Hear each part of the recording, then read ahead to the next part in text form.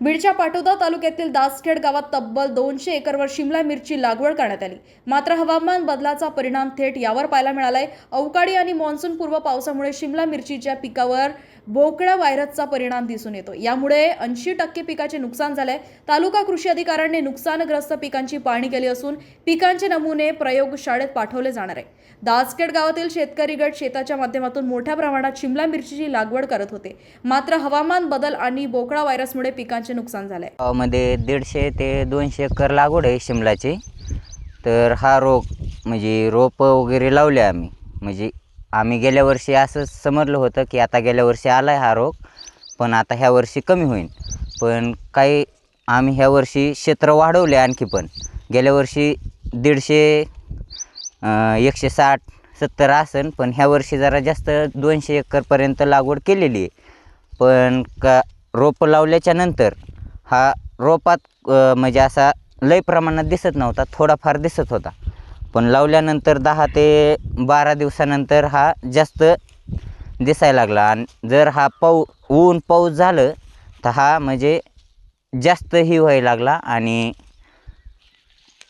हा बोकडा नावाचा प्रकार आहे।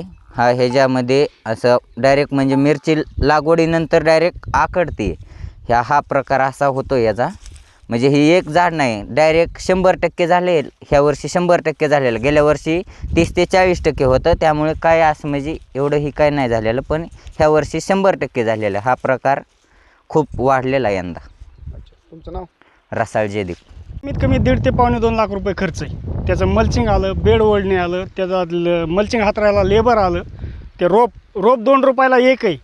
त्याच्यामुळं एकरी 12,000 रोप बसतं, तर 12 दुणे 24,000 रुपये हा रोपाचा खर्च होतो। मल्चिंग 1800 ते 2,000 रुपयाला बंडल आहे, तर एक बंडल एकरी 6 बंडल लागतात। 6 दुणे 12,000 रुपये मल्चिंगचा खर्च आहे। आणि कमीत कमी 20 ते 25,000 रुपये बेसळ डोसचं त्याला खत लागतं, त्याचा खर्च आहे। आणि लागवडीपासून आज कमीत कमी 7-8 दिवस झालं लागवड होऊन, तर आतापर्यंत कमीत कमी 5 फवारण्या झाल्यात। एका फवारणीला 1,500 ते 2,000 रुपये खर्च, तरी 5 म्हणलं तरी 10,000 रुपये खर्च तो फवारणीचा झाला। म्हणजे असा मिळून आतापर्यंत कमीत कमी 1.5 ते पावणे 2 लाख रुपये खर्च झालेला आहे। आणि ही जी रोप आहे ह्याच्यावरती लागवड केल्यापासून 2च दिवसात व्हायरस दिसायला लागलेला आहे। व्हायरस म्हणजे ही पूर्ण झाड असं आकडून जाते आणि ह्याची वाढ होणार नाही, ह्याला एकही मिरची येणार नाही, अशा प्रकारचं हे नुकसान आहे। आणि हे नुकसान कंपनीवाल्यांनी, इंडस 11 ही कंपनी आहे, कंपनीवाल्यांनी आणि नर्सरीवाल्यांनी हे नुकसान भरपाई करून द्यावी अशी आमची मागणी आहे सर्व शेतकऱ्यांची। तर नाही दिली तर आम्ही ही रीतसर कलेक्टर ऑफिसला जाऊन किंवा कुठेही याची कारवाई करणार आहोत। आपलं नाव? सचिन रसाळ। शेतकऱ्यांचा तक्रार आली होती की मोठ्या प्रमाणावर मिरचीवर व्हायरसचा रोग पडलेला आहे। त्यानुसार आज आम्ही फील्डला व्हिजिट केल्यानंतर असं लक्षात आलं की वातावरणाचा बदल आणि इतर गोष्टींमुळं रोग पडलेला आहे। 70-80% प्रमाणात नुकसान झालेलं आहे। यानंतर आम्ही बाकीचे पण फील्ड व्हिजिट करणार आहोत। शेतकऱ्यांचे खरेदी बिल, त्याच्यानंतरून त्यांचा 7/12 उतारा, त्यांचा तक्रारीचा अर्ज घेऊन आम्ही हा आमच्या तालुकास्तरीय कमिटीपुढे मांडणार आहे।